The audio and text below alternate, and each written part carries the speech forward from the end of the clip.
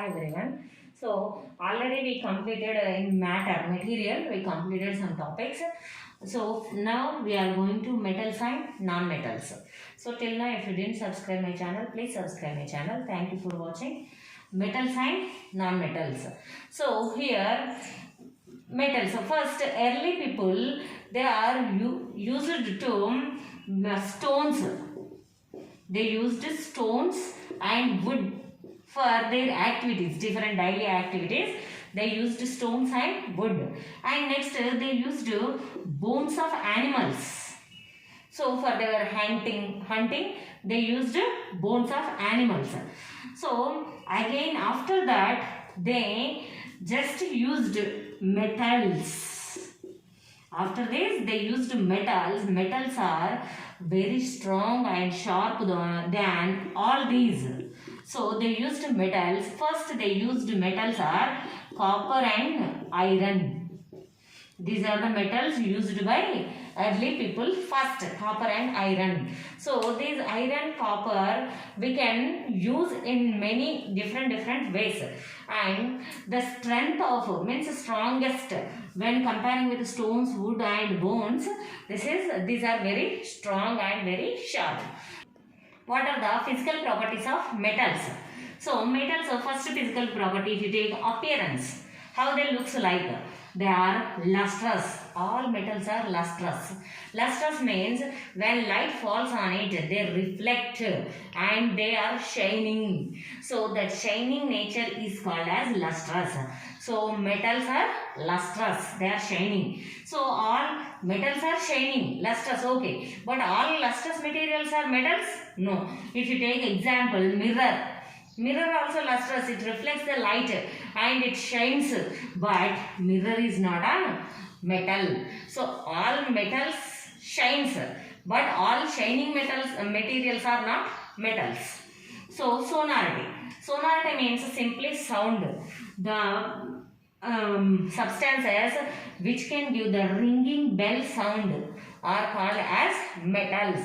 If you take wood won't give ringing bell sound. If you take metals, iron, in a school bell, both are made with metal. Then only we will get ringing bell sound. Metals give ringing bell sound. Next, malleability. Malleability means flattening into thin sheets. So by using copper, gold, we can form thin sheets.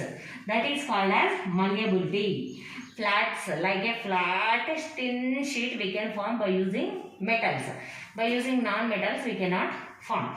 And non-metals cannot give sound, sonority, and non-metals appearance is non-lustrous. Next, example here for malleability, aluminium, silver, gold. Aluminium, silver, gold are highly malleable. All metals are malleable. In that, these are aluminium, silver, gold are highly malleable. Next, ductility. Ductility means making of fine wires. Metal we can make into fine wires. Sanna teegalaga cheyyochu manam metals ni. That property is known as ductility. So for this we use copper wires for conductivity of electricity. In our home, for electricity we have copper wires. Copper is also a metal. So metals we can form into thin wires.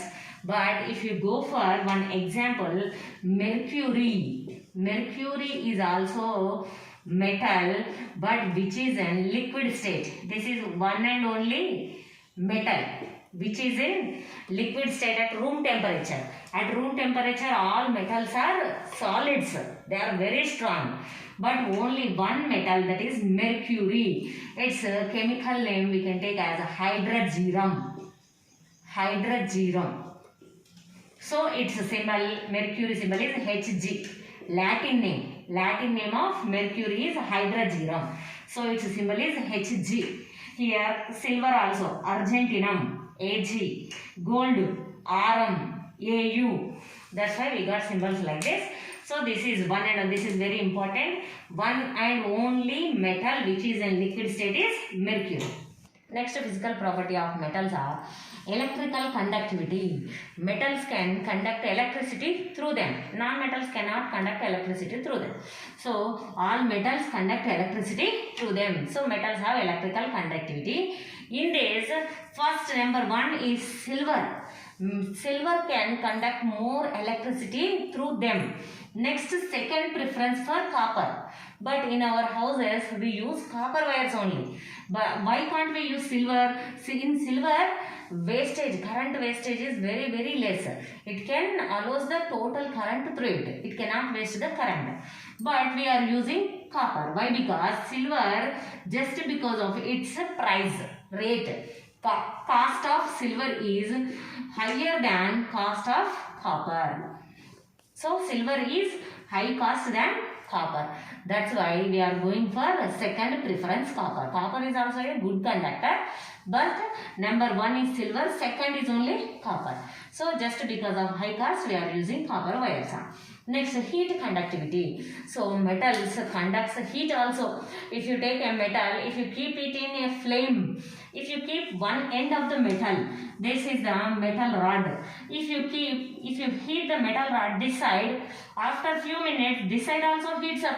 Why? Because heat transforms from this side to this side. That's why in our house, for all vessels, cooking vessels, we have handles. Handles are always made with plastic. Okay, those plastic handles we can hold to make a tea vessel handle. So all these are made with plastic.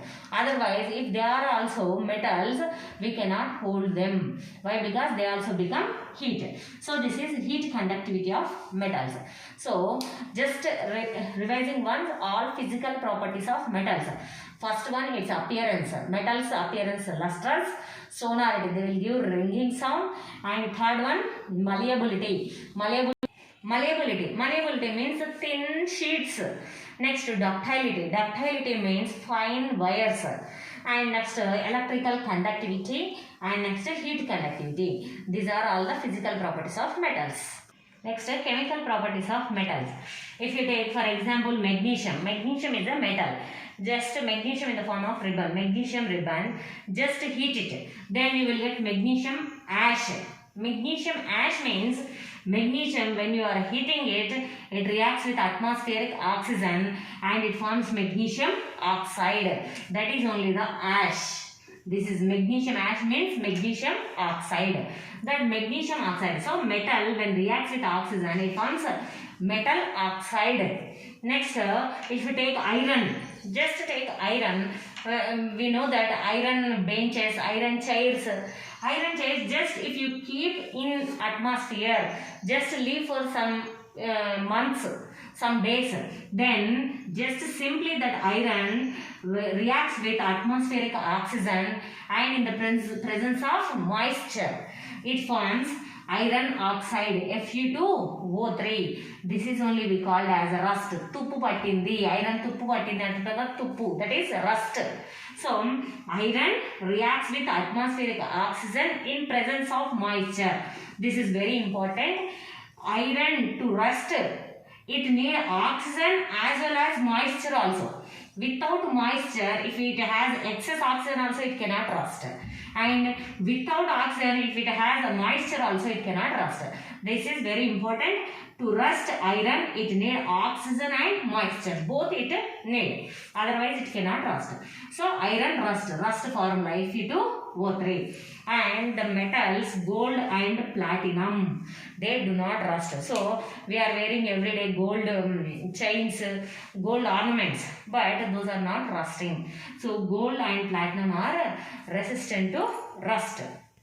So next, reaction with water. Metals when reacts with water, they give hydroxides. Simply these are base, and they produce hydrogen gas. Next, when metals reacts with any other acid, first they form salt and produces hydrogen gas. So reaction with acids, reaction with water and reaction with oxygen. Here we have chemical properties. These are chemical properties of metals. And these metals have reactivity. So depending on metal, reactivity also changes. If you take sodium we always store in kerosene. This is also very important. Sodium always store in kerosene, not in water or not in air.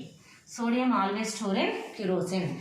This sodium, simply if you take a small piece of sodium in water, immediately it gives a hissing sound. Why it gives that much faster that sound means that sodium immediately reacts with water very fast. But except this sodium, if you take an iron nail in water, do you get any sound? No sound. Why? Because iron cannot react with water that much faster. So one metal reacts with one substances very fast or very slow or moderately. So that is called reactivity of metals. Some metals have more reactivity, some metals have less reactivity. So for this, if you take zinc, iron, copper, sodium, these are especially here, sodium has more reactivity than zinc. Zinc has more reactivity than iron. Iron has more reactivity than copper. This main, especially we are using everyday life, using metals are these. So this you have to know. So on this, okay.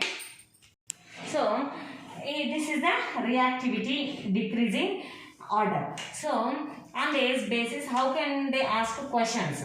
Look here, ZnCl2 plus iron, ZnCl2. So this is zinc, has more reactivity than iron. Zinc has more reactivity than iron. So here zinc chloride reacting with iron means zinc reactivity is more. Then this iron cannot take this chlorine from it. So there is no reaction. Why? Because zinc reactivity is more. Zinc combined with chlorine, it is not ready to leave that chlorine to iron. So there is no reaction. This is very important question. This increasing, decreasing order we have to know. At least for these 4 metals. And next if you take iron, gold, silver, these have very less reactivity. Less reactivity for silver and gold. So here FeSO4 plus copper, FeSO4 iron and copper. Iron has more reactivity than copper. Then how can this iron lose its sulfate? No, it cannot give sulfate to copper. So there is no reaction. Here if you go for copper sulfate plus iron, copper sulfate, copper and iron, copper less reactive than iron. So this copper, from this copper, this iron takes the sulfate group and it forms FeSO4. So iron is strong, more reactive than copper. That's why this iron can take that sulfate group. So there is a reaction like this. Next if you take NaCl plus Zn, NaCl, sodium more reactive than zinc. So all these are at normal conditions. By applying heat or something, we can do some reactions. All these are at normal conditions. Means without any heat or pressure, at normal atmospheric temperature and pressure. So sodium chloride, when reacts with zinc, sodium chloride is more reactive than zinc. So it won't lose its chlorine to zinc. So there is no reaction. Iron sulfate with zinc. Zinc. Iron is less reactive than zinc. So iron lose its sulfate to zinc. We get zinc sulfate plus iron. So these are the type of questions may ask from this reactivity series. Try to do these 2 reactions. Try to do. Next, uses of metals. So silver foil, thin silver foil we can observe on decoration on sweets. Sweets, on the sweets we have decoration. There's silver foil and aluminium foil, inner packing of food material. Food material inner packing. Biscuit packets inner packing. Some biscuits have this aluminium foil, and toffees and small chocolates also have inner side. They have outside they have one cover and inside they have another cover. Aluminium foils. Next, aluminium and copper mixture, both commonly used for currency coins, medals, statues. Next, zinc and iron mixture used for iron sheets. And not only these, agriculture instruments, electrical appliances, automobiles, satellites, cooking utensils, aeroplane, all these we use metals just because of their main property, malleability and ductility. Malleability means we can form into thin sheets and ductility means fine wires. So due to those properties we can use all these in different manners. Alloy. So here we have a term alloy. Alloy means mixture of a metal and another metals or non-metals. Two or more than two metals and one metal and another one may be non-metal. Mixture of a metal with another metals and non-metals is called as alloy. Mixture of a metal and remaining metals or non-metals is called as alloy. In that, main everyday we are using is brass. Brass means Ittadi. Brass is a mixture of copper and zinc. And next, bronze. Bronze means calcium. That bronze is a mixture of copper and tin. So these two are very important. Next, uses of non-metals. So first non-metal is sulfur. Sulfur we use for fireworks, crackers, in crackers preparation, gunpowder preparation, match sticks and antiseptic ointments. All these we use sulfur. The sulfur we get more in onions, garlic, egg, hair, nails. In all this we get sulfur more. Next, activated carbon. This is also non-metal. This activated carbon we use for decolorizing agent, means to remove colors. We use activated carbon. And in water purification systems also we use activated carbon. Next, tincture iodine. Tincture iodine is used for medical purposes. There is a medical purposes, mainly goiter disease. To cure goiter disease, we use tincture iodine. These are the main uses of non-metals. These are also very important. You have to remember this. So, till now we completed metals and non-metals topic. Next we start acids and bases. So please follow my channel. Thank you for watching. Please subscribe my channel. Just answer these questions. And if you have any doubt, please comment in comment box. I will answer. So try to answer these questions. Just read once.